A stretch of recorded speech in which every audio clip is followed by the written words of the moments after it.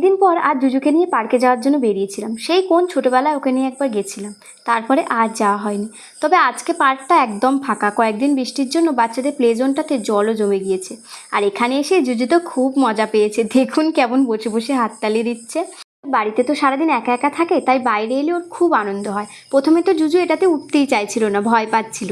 তারপর একবার এটা চড়ার পর এটা থেকে নামতেই চাইছিল না, বারবার এটাতে ওঠার বায়না করছিল। পার্কে যেহেতু কেউ ছিল না, তাই আমি একটু দোলাতে বসে পড়েছিলাম। তারপর আমরা এদিক ওদিক ঘোরাঘুরি করছিলাম। আর পার্কে কিন্তু শুধু বাচ্চাদের খেলার জায়গা না, অনেক রকমের পশু পাখিও ছিল। যেমন একটু আগে দেখলেন ময়ূর, কুকুর, অনেক রকমের পাখি। আর এই ঘোড়াটা দেখে জুজু তো অবাক হয়ে ঘোড়াটার দিকে তাকিয়েছিল। আসলে ও তো আগে কখনো ঘোড়া দেখেনি, এই প্রথমবার দেখলো।